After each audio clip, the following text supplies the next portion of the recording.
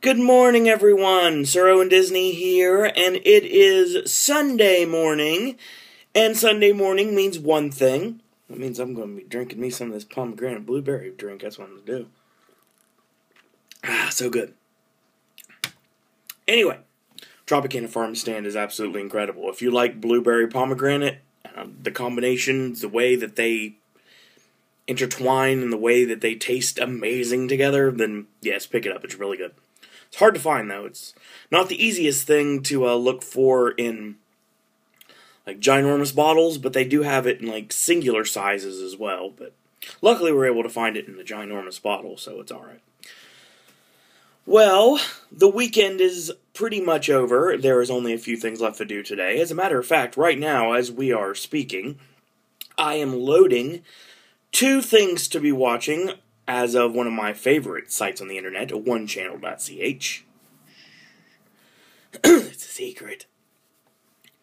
And of course, this means that I will be watching the Mankind documentary, which just got released about the career and life of Mick Foley, and I'm very excited about that because I started it, and I was about 20 minutes into it, and then it just froze on me, so I had to abandon it. But I'll have it downloaded now, and we'll be good to go, because I have all day to do absolutely nothing. Furthermore, I don't like waiting, and I know it's missing like 15 minutes, 10, 15 minutes, doesn't really matter. I'm going to watch Iron Man 3 today. It's online. It's a cam copy, but I don't like waiting, so I want to see what I'm going to be seeing on the big screen as of Friday. On top of that, today, 2 big awesome things that happen later tonight, so we'll get through the day and just watch a lot of YouTube and Rap Critic, Todd in the Shadows, you know, the normal stuff we do. Hopefully there'll be a brand new Noob vs. Pro. Hopefully there'll be a new Tim Tracker video. Maybe a new Dr. Jimmy video. It's possible, I don't know. And do that today. And like I said, it's going to be a full day, because we're building and building towards tonight. Tonight is the WDW Today live podcast. That's right, tonight I will be joining everyone in chat. And of course, I don't know who the cast of characters will be. I know Matt will definitely be there. I'm pretty positive Len will be there. I don't know if Newell and Scopa will be there or not, or maybe Annette will possibly be there. I don't know. Maybe Becky Menken. It could be possible. Anything, really. So that's going to be awesome. I'm going to chat with my WDW Today friends that I cannot wait to see this December for Reunion 2013. It's going to be amazing. And I'm so excited for Reunion. Oh my god, it's going to be awesome. I mean, granted, it's costing a lot of money, but I'm really excited for it. It's going to be great. And the reason I have this beverage, and I'm going to nurse here, is because today is a sad day. Well, I'm sure it's not sad for some of you guys, but today is a sad day. Today will be the final time, on a regular basis, mind you, I read AJ's weekend movie reviews. Now, I have them in front of me right now, and he did 5 this week, so we're going out with a bang, folks.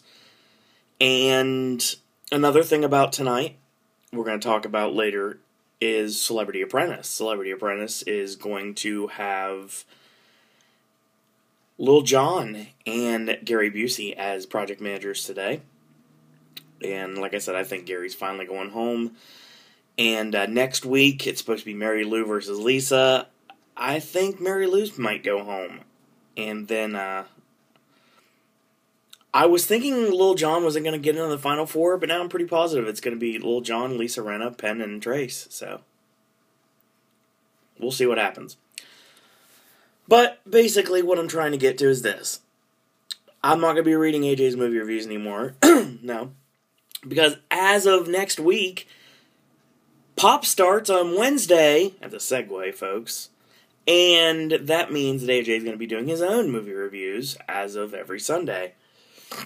Now, we might shoot them before the fact, but they will be posted every Sunday. So AJ's weekend movie reviews will continue to be every Sunday. Now, once again, I have Pop information too. Will and I will be shooting stuff in Columbus tomorrow for Raw, before and after, maybe during, I don't know, it just depends on what happens and if we can get away with it. Because I get kind of nervous about filming at Nationwide because there are signs prohibiting it. So I don't know if that's going to happen, but I guess we'll find it. We're closer to ringside, so we are at ringside, so basically, we're 6 rows back from the ring, so needless to say, there might be some people there that can stop us from filming. I don't know, I guess we'll figure it out when we get there.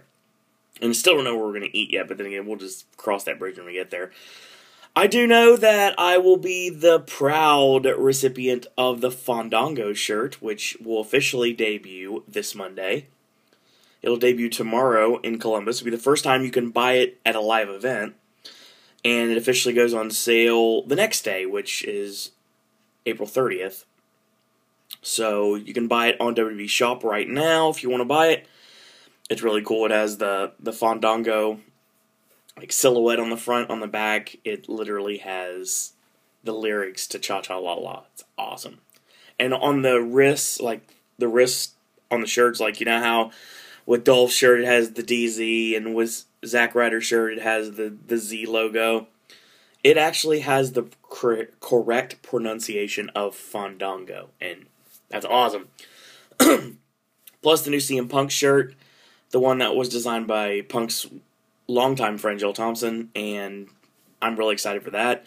And a little birdie told me that you guys and girls that are going to be in Columbus tomorrow night, you might have a shot at a brand new Dolph Ziggler shirt. A brand new pink Dolph Ziggler shirt that if it is there, I will be purchasing it for 100%. So that's what I'm going to be hauling out of the Nationwide Arena. 3 new t-shirts, at least 2. And if the Ziggler shirt is new, I'm going to grab it. Now, the person I talked to on WWE's corporate venue merchandise email, that's a lot to say, especially at 10 in the morning, excuse me, basically told me that there is a Dolph Ziggler shirt, and I said I was going to be wearing Stealing the Show, which I'll be wearing Stealing the Show tomorrow night. But he told me there may be a new Dolph Ziggler shirt. Now, I don't know if that's the abstract shirt, the limited edition one with the DZ on the front and nothing on the back. If it is, I'll buy it.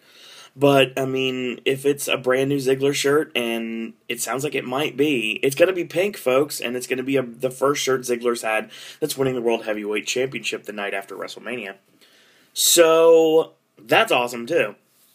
But I know you guys are here, as usual, and real quick, I want to give you another update. You guys and girls are absolutely incredible. Thank you oh so much. And I said this was going to happen before 2013 was over, and we're about ready to venture into May.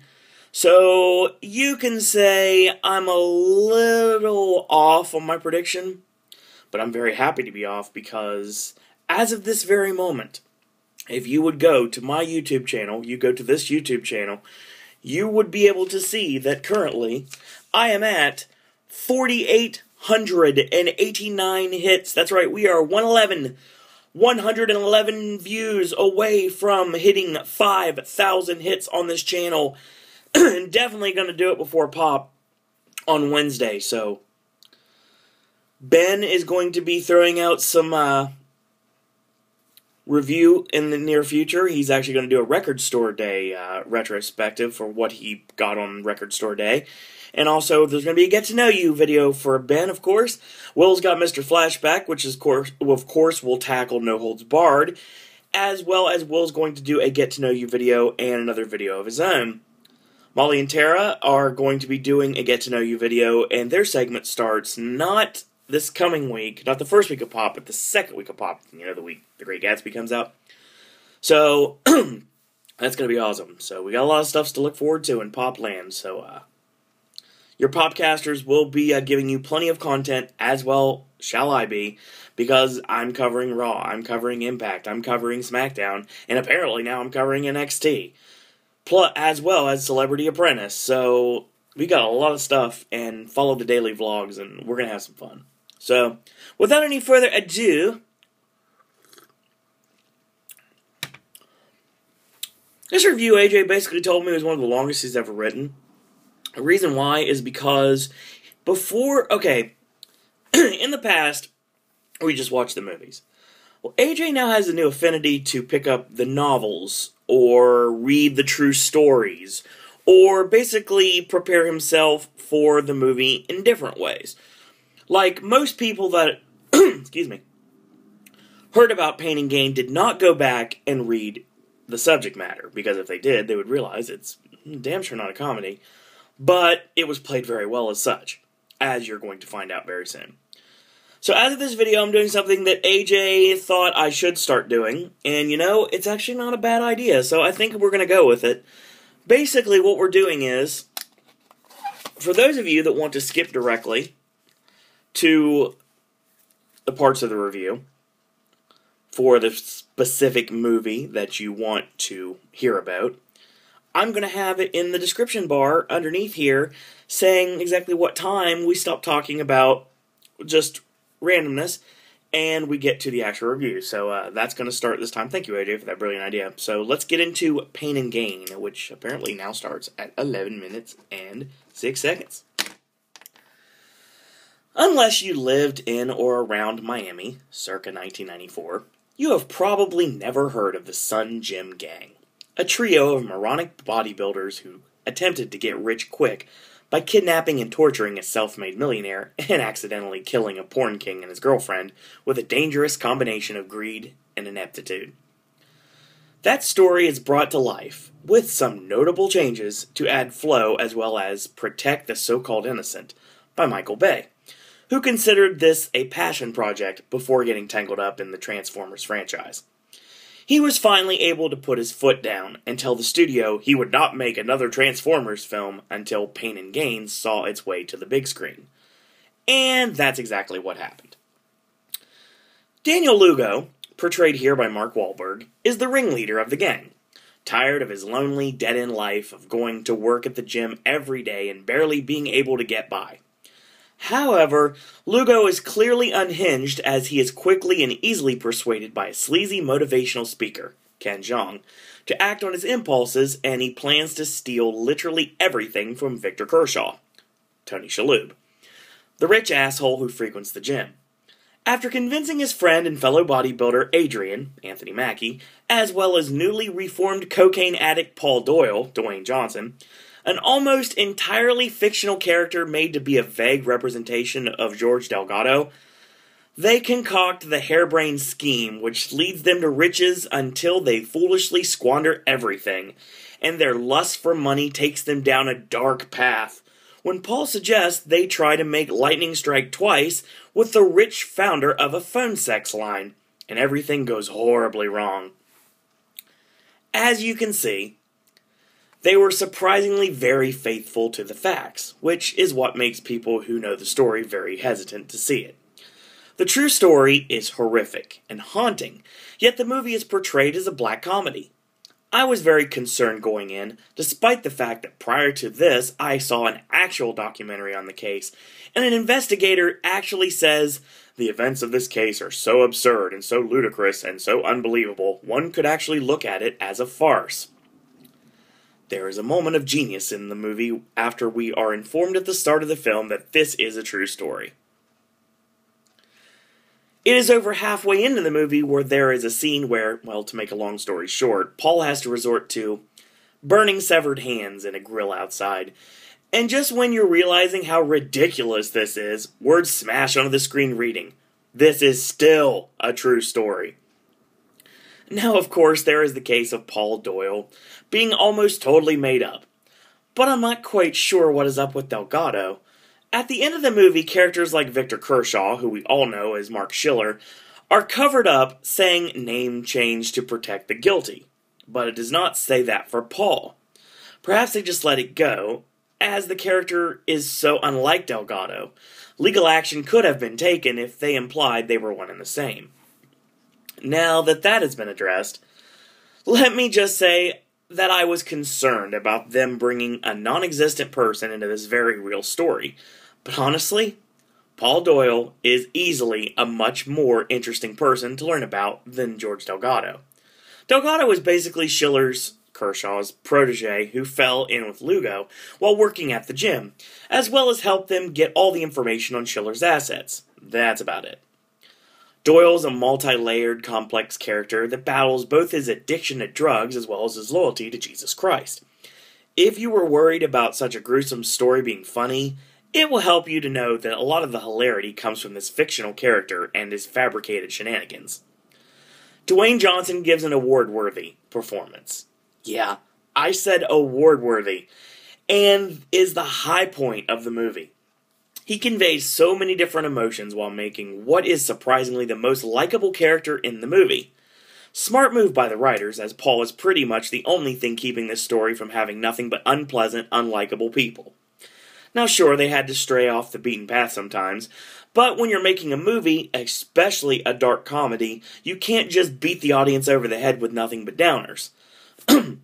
Along with showing you true facts and details that may be hard to watch, ultimately movies have to entertain the audience, and it's not very entertaining to watch a bunch of crazy douchebags being crazy douchebags for over 2 hours. It has to have a heart somewhere, and we get that from Johnson's excellent performance. Now, something I'm not quite sure how to take in is how Shaloub's Kershaw portrays Mark Schiller. Shaloub is fantastic as the smarmy, slimy Kershaw, and does it with hilarious gusto. I don't recall exactly how he looks from the perspective of the articles, but the documentary I watched had him as the primary interview, so I suppose if he is as shady as the movie makes him out to be, his demeanor and otherwise in the doc could be a front. After all, the man was found guilty of fraud.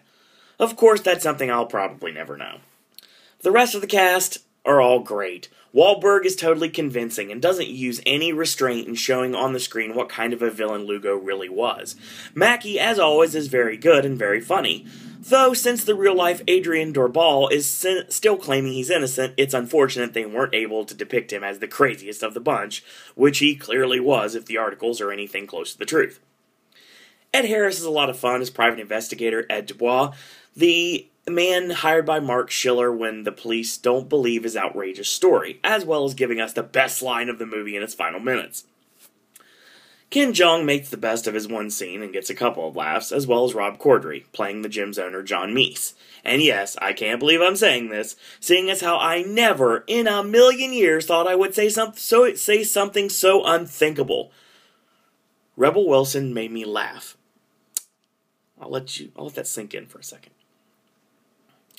She's actually very good as Adrian's nurse-turned-wife, bringing in some emotion into the story, but let it be known, while her real-life counterpart's heart was in the right place, she is not as totally innocent as the movie portrays her. Now, despite the fact that Michael Bay has finally made a movie I can very strongly recommend again, a lot of stuff people hate about him is still there. There are offensive scenes that might get too easily offended people, including jabs at everything. From race, to religion, to little people, and homophobia. Now call me crazy, but I actually embrace all this offensive material, seeing as how the movie just goes balls out in every way imaginable. Not to mention Bay's normally annoying, frenetic style fits the movie perfectly, giving both a heart-pounding and uncomfortable feel. He also shows off his ability to use Miami as an effective setting. After having already succeeded that in the Bad Boys movies. I'd also like you to note, you may find something here that is normally very foreign to a Michael Bay movie. Impeccable writing. Christopher Marcus and Stephen McFeely's script, which uses the articles as a direct reference, should be bronzed and displayed on their mantle. The structure was perfectly put together, giving the film an effective flow, and much of the dialogue, while being hilarious, is like punchy, fast-paced music to the ears. Of course, the movie is not for everybody, but I can say it comes strongly recommended. While some characters, like the second pair of victims, may not be portrayed as in the most flattering of lights, they are clearly aware of the darkness of the whole situation. The main characters are never seen as sympathetic for their actions, and when the intense scenes hit, there is a clear horrific nature that falls over the movie, treating the events exactly as they have occurred. The thing is, the movie also succeeds in its mission to make you laugh, seeing as how it's just impossible not to when you remember you wouldn't be watching something so insane if it weren't true. My suggestion? Read the articles, Find out what you can about what really happened down in Miami. Let the gravity of the situation sink in. Then go buy a ticket to Pain and Gain. Hold on to your seat for one crazy-ass wild ride. That was Pain and Gain.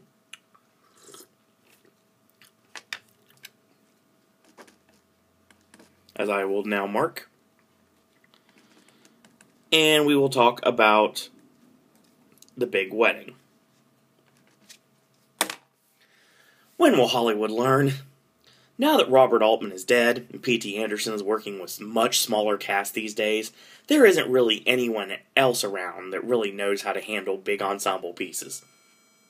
Oh, who am I kidding?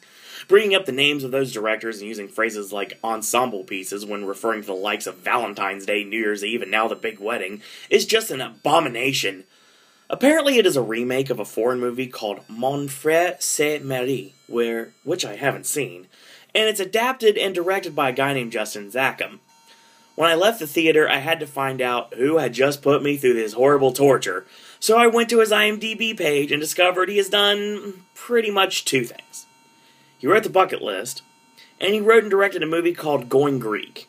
You know, it's one of those movies you see at the bottom of bargain bins that's about frat parties and says, "It's Animal House meets American Pie," at the top of the DVD case. Yep, someone put this guy in charge of an ensemble comedy with not one, not two, not even three, but 4 Oscar-winning actors and actresses.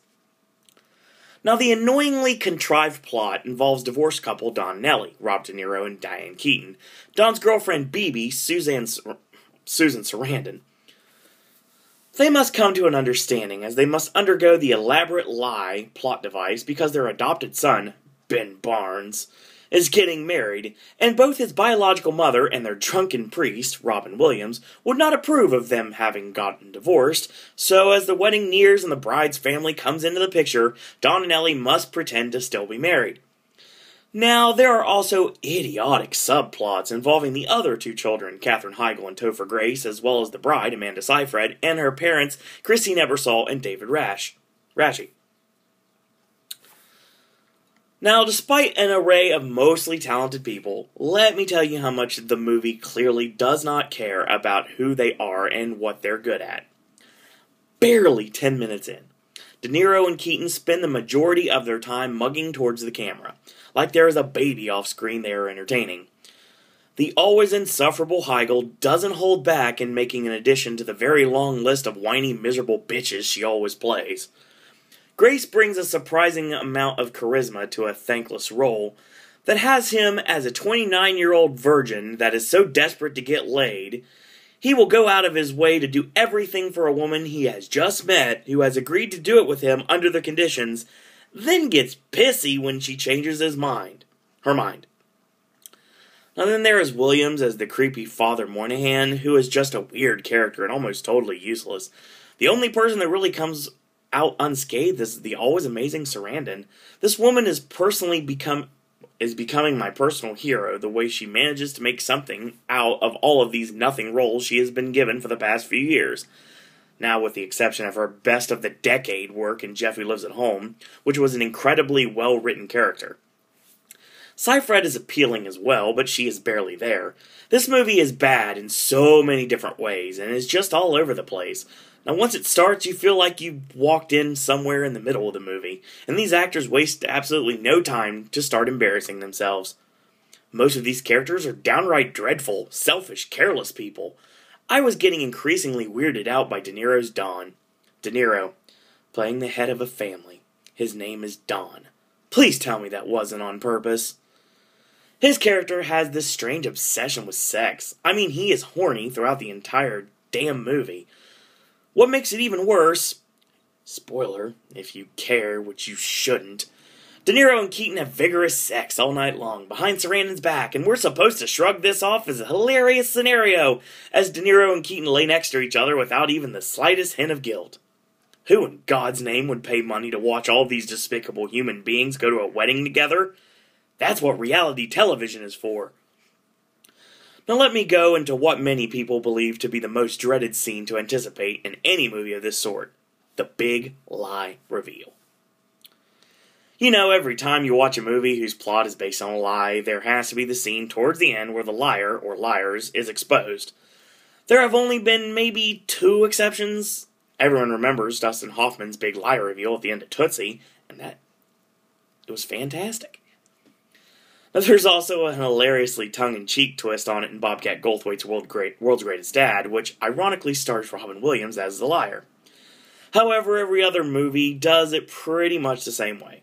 Somehow, someway, every major character will all end up in the same room, and the truth will come out, and there will be a big dramatic, or attempted comedic, confrontation, and you can pretty much pinpoint the rest of the movie from then on. It's old. It's played out. It's one of many cliches that needs to go away and die. How do you even get cast like this with a script this lazy and stupid? It's like they just got the cast together by saying all the other people they'd be working with and then just wrote the script later. It uses all the lowest forms of comedy, most notably, not 1, but 2 instances where someone falls into water. It tries so hard to be this raunchy, adult-oriented comedy, but it can only manage profanity and a joke at the dinner table stolen directly from Wedding Crashers. There was a fair amount of people in the theater that appeared to be the target demographic for this, and for the entire first hour, the theater was totally silent. Until they all seemed to wake up with an audible gasp when De Niro drops the C word in Diane Keaton's direction. Also, believe me, I'm as far away as you can get from being the PC police, but even I know there's something totally wrong about a particular scene where this movie casually insists bisexuality is a fetish. The whole thing feels like a rejected made-for-TV movie. The writing and setups are horribly amateurish, and one after and right after another, every scene is the epitome of forced. The worst of all is after having put you through all of this, it pretty much all amounts to the fact that the whole scenario was for no reason anyway in one last-minute reveal. Though I'm sure there will be worse movies this year, this will no doubt go down as one of the most hated films of the year. Don't take my word for it. Go read some more reviews. But whatever you do, don't see it. Nice review there. I enjoyed that. Alright. Horror Marks, rejoice! AJ reviews Lords of Salem.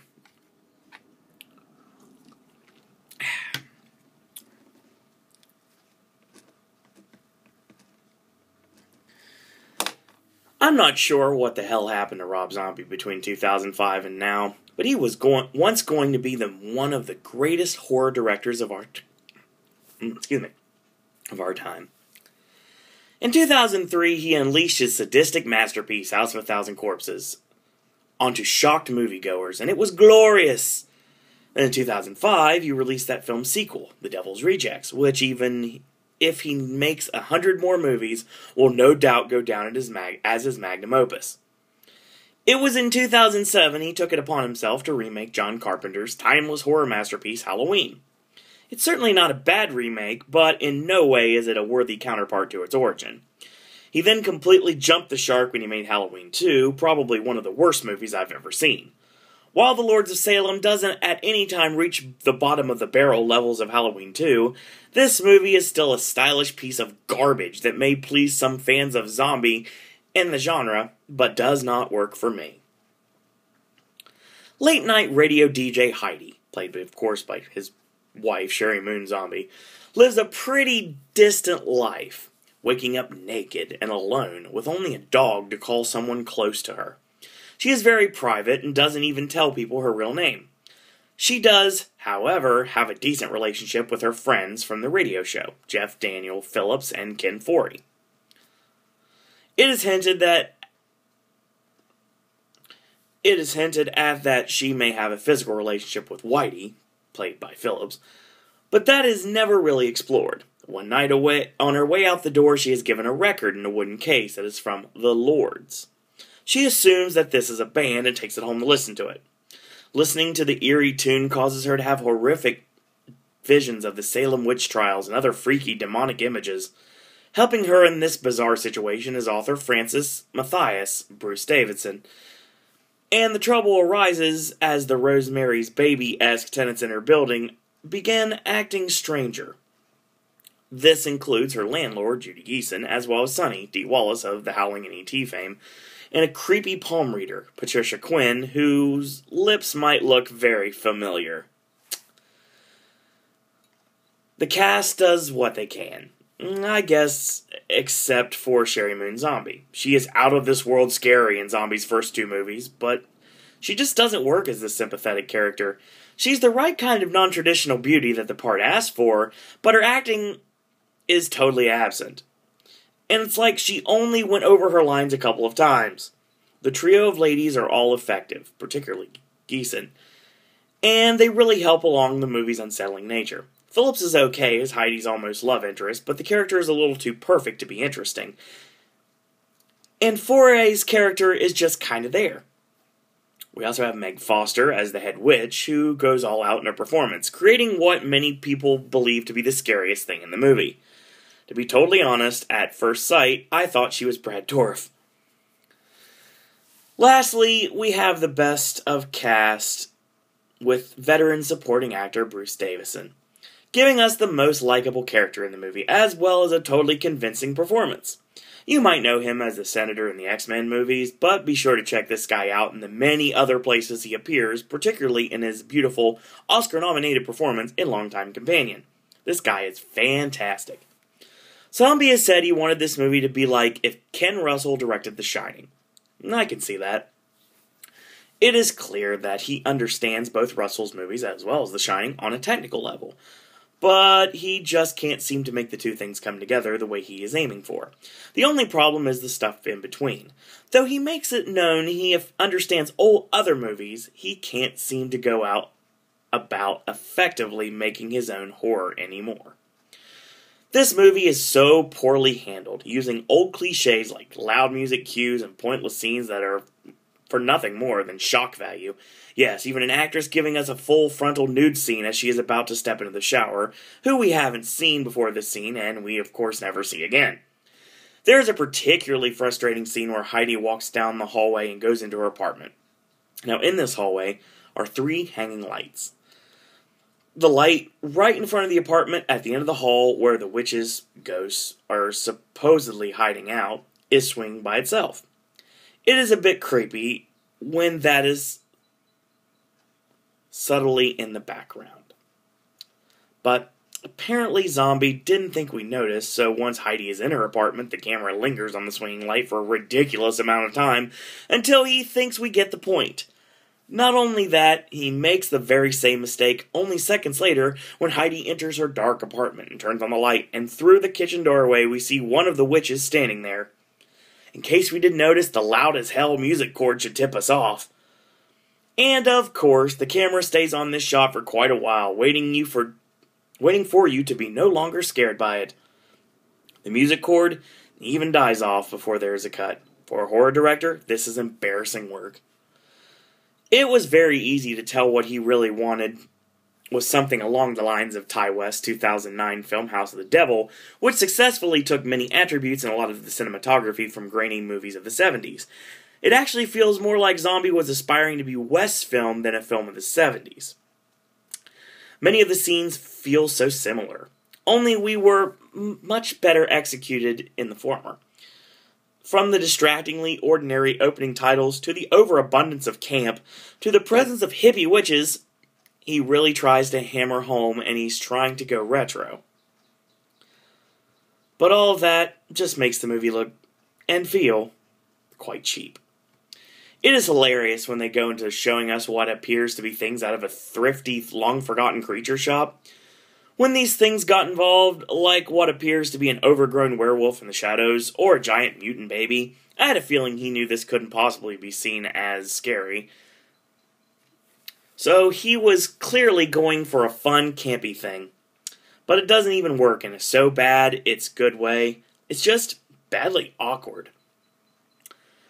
With his notable inspirations, along with the character of Heidi having a passion for old movies, I fully understand that Zombie has an undeniable love for the art. He reminds me so much of Tarantino the way he is able to flawlessly recreate the look and feel of his favorite movies in a loving homage.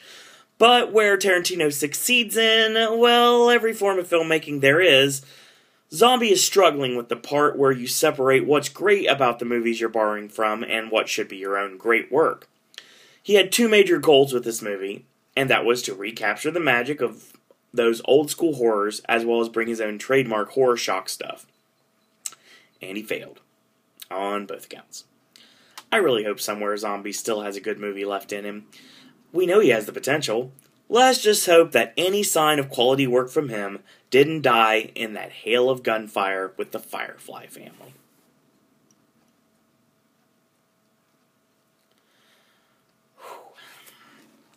Alright. So, let's talk about Home Run. Oh boy.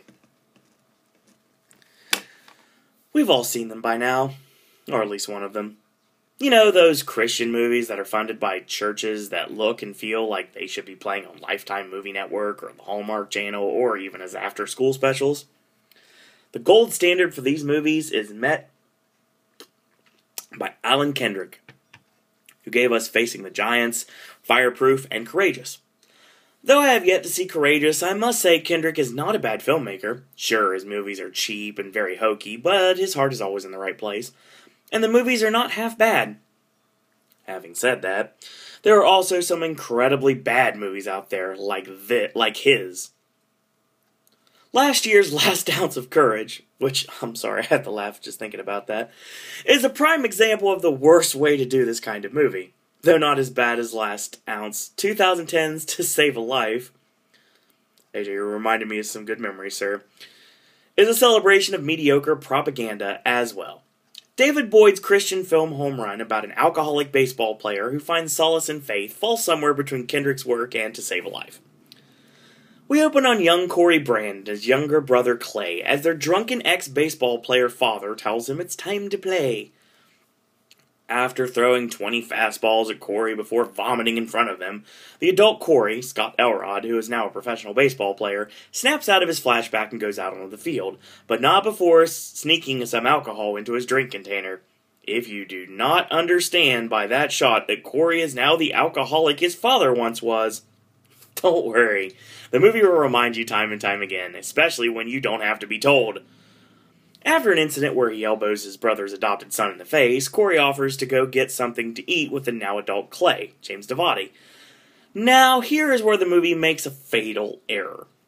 I'm sure you've gathered by now Clay is the good brother, Corey the misbehavior. This is further proven by the stern rhetoric Corey receives from Clay after the game about how high his blood alcohol level was during the game. This is only about an hour or so later, and what happens? Clay gets in the passenger seat of Corey's car, and they drive off into the night. Then they are both killed in a horrific, fiery car crash as the credits slowly roll for the next 2 hours. I'm kidding. Oh, of course. Nothing happens. The scene ends. Everyone is fine. However, if you want real plot contrivances, look no further. Here they come in full force. Clay then goes out driving with Corey again. Only this time, after sneaking alcohol into his Arby's cup, Corey finally gets him into an accident, running right into a poor old man pulling out onto the road in a tractor. After an in-and-out trip to the hospital, Corey is put on a type of convenient plot starter probation, like having to coach a ragtag Little League team. Oh, washed-up professional players? Don't you just hate it when that happens? But wait, there's more! It just so happens that attending these Little League games is Emma, Doreen Brown, because I guess her parents loved Dorian Gray and thought this name would be hilarious. Corey's love from long ago. And why would she be attending these games? Well, because her son is on the team. Her son happens to be, gasp, Corey's son he never met. I don't know, it seems like a conflict of interest to me. This is all set up by an annoying character named Helene, played by Vivica A. Fox, who is Corey's agent, as well as an enabler in his alcoholism. But of course, the movie is nice enough to gloss over that part. Oh, I almost forgot. In case you were wondering, sorry, we don't get any word on that poor man on the tractor. That was most likely mangled beyond recognition due to Corey's reckless ways. But don't worry, Corey finds Jesus later, so it's all good. Now, this brings us to our next plot point. I'm telling you, this could be a long-running series of movies in the vein of unstoppable killer movies like Halloween, Friday the 13th, or A Nightmare on Elm Street. It started with Flight, and now this is the sequel. The unstoppable villain of these movies. The mini fridge. Dun dun dun. That's right. The mini fridge totally conquered, and poor Denzel didn't stand a chance.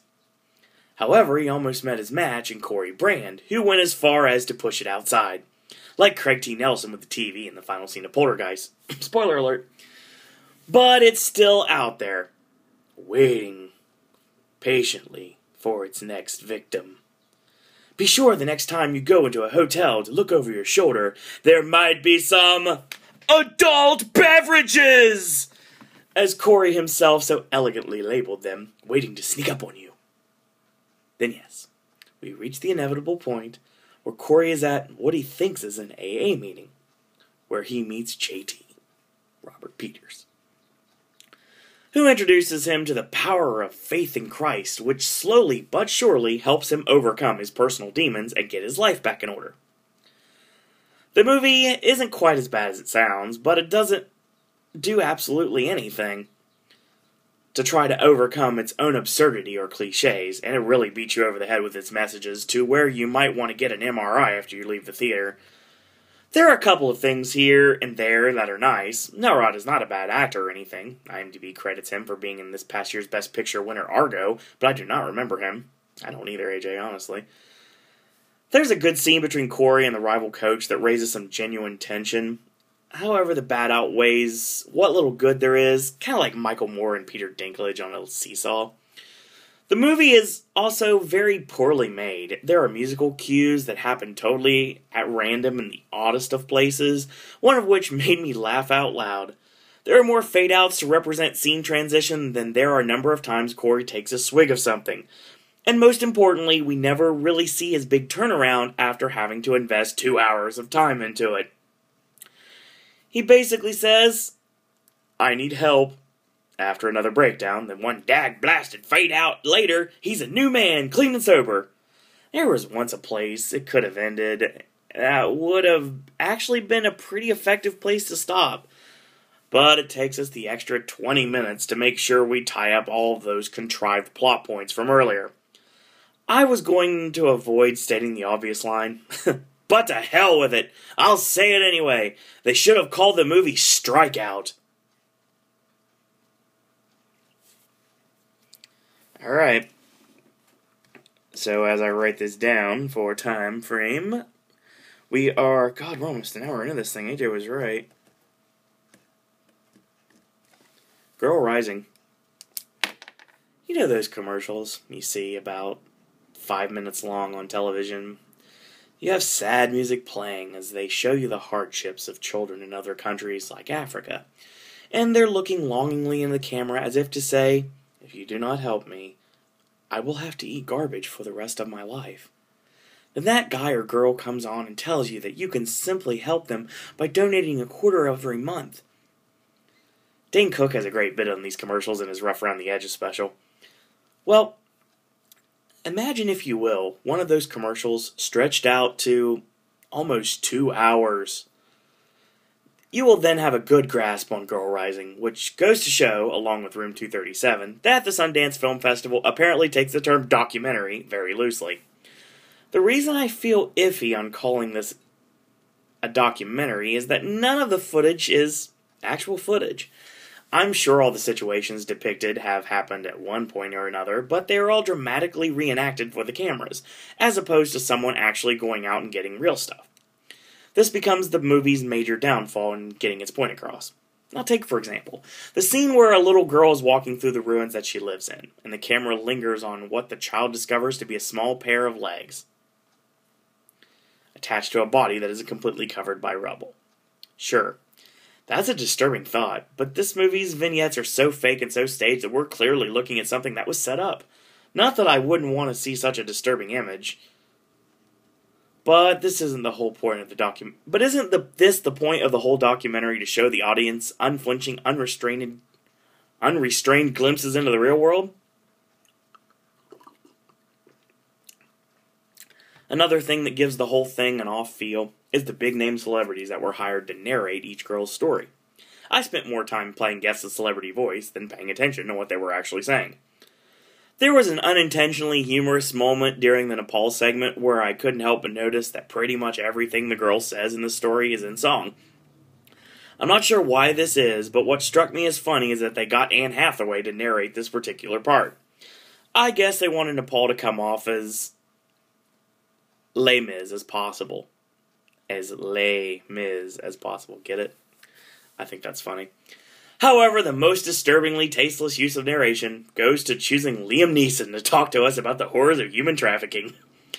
I mean, why have him talk to us about it instead of having him go over there and use a special set of skills to take care of it personally? I mean, seriously, did the makers of this ever... Wow. Did the makers of this ever have this come to their mind? It feels like an unintentional joke. Or in this case, an intentional joke. That brings me to a whole other issue. This movie is so disjointed. It has no idea what it's trying to tell us. In between the 9 separate stories that are the main focal point of the whole kit and caboodle, we have Liam Neeson narrating some girls skipping around in a field, telling us about human trafficking, but not a single one of these 9 stories goes into human trafficking. They just want to show us all the bad things young girls in other countries go through, like a lack of education, being harassed, or abusive parents. Were these 2 separate documentaries that somehow got mixed up with one another? Which point do they want to make? Now, this could have been at least a little moving, given that even if faked for the camera, these stories are real. The problem is that they want so badly to make us feel bad instead of genuinely getting across to people what could make a difference. I kid you not, there is actually a shot of a little girl looking into the camera with her best sad face, and there's even that one single tear that falls. It was like the Indian in that old PSA. Not to mention, there was what attempted to be an uplifting, inspiring moment where a girl was too poor to pay to go to school, and the teacher would make her leave. But the girl came back every day, and the teacher was so moved by her passion for learning, she finally let her stay. The only thing I could think about during this moment was all the other pissed-off kids in class who didn't get such a free pass. Oh well. It makes me wonder about these people in general. I'm sure they really do want to help, but why use such shady tactics if you mean well? The people who made this movie attempt to manipulate you emotionally to get you to send money, go to their websites, tell your friends, etc. It is for a good cause, sure, but getting that message in this fashion sends a very negative feeling over the whole thing. They even go as far as to cover their asses by not crediting any writers when clearly someone wrote up what those celebrities were telling us. They obviously didn't live out these situations. This is supposed to be inspirational and get people to enrich both their lives and the lives of others by giving back. But this just feels like a sinister agenda lurking in the shadows. Maybe I'm thinking a little too much into this, but if you want to make a difference, be truthful and heartfelt and, to a certain extent, in your face, but be genuine. Wow. This so-called documentary is anything but. Almost an hour in, well, like 12 minutes in, 12 minutes to the hour, and that was AJ's Weekend Movie Reviews. So, what do we got on tap for this week? Well, of course, we've got Pop starting on Wednesday, which you're going to get some video from me and Will in Columbus tomorrow night for Raw. And later tonight, we've got the WW Today Live podcast, which I will be attending chat for, as well as Celebrity Apprentice, which we're going to chat about tomorrow morning before we go to Raw. Tuesday, actually, we're going to rewatch Raw. That was to see what is changed between what happened live and what happened on that was shown on USA. So we'll do that. And, of course, Wednesday and Thursday, as usual, up in the air. We got Iron Man coming out this week, and Tuesday night we're going to watch The Place Beyond the Pines. So Iron Man and Place Beyond the Pines will be coming out this week for AJ's first on-camera movie review. That's going to be taken care of. So, folks, hope you enjoyed me reading. I didn't screw up as much as I usually did today, so that's always a plus. And I almost finished the pomegranate blueberry drink. Psych. Finished it. So, I'm going to go ahead and get off here. It's 10:30 a.m. and we're watching Perspectives. My name is Lionel Osborne. Oh, sorry. When Tim Robbins there, I don't know. Tim Meadows, Long Day. So, if you haven't noticed, Long Day is my my transition when I know I screwed up. So I say I screwed up because I had a long day. It's 10:30 in the morning. I've been up for like an hour and a half. So, yeah, no. So, that's a roundabout way to get to nothing, like I always say. So thank you guys for watching, and if you like AJ's weekend movie reviews, continue to watch them, because he will be doing them personally as of this moment forward. As of next week's video, it's going to be done in person, and we're also going to be talking about older movies as well. We're going to still do the stuff you've seen on, didn't get a chance to check out, that are soon to be released on DVD and Blu-ray. We're going to talk about that. AJ's, of course, going to be discussing television as well as a soon point, and maybe be doing some top 5s, top 10s down the road. The Popcasters are ready to roll, so that's going to be fun. So if you like the video, go ahead and comment. You can thumbs up these videos. You can continue to watch these videos and tell your friends to watch the videos. And as usual, we're just here to provide a service to tell you what movies are good, what movies are not. In our opinions, you may agree, you may not agree, but the fact remains, go out to the movie theater, watch a movie, and enjoy yourself. Escape for just a little bit from the real world. So that's basically what movies are. They're an escape. And just watch one of these films and decide for yourself. But, yeah, don't watch The Big Wedding. It's useless. However, if you want to follow me on Twitter, you're more than welcome to, at Sir Owen Disney. And you can still provide us content for Pop by going to SirOwenDisney@gmail.com. Send us your videos shot with your smartphone, and we will put them on Pop and credit you for such. So, as we progress to 5,000 views, still holding strong at 27 subscribers. Hopefully when Pop starts this week, we'll start getting some more. But get the word out, folks, about Pop, and enjoy yourself. We're going to have some fun around here, mark my words. So, until tomorrow, boys and girls, that's all I got to say about that.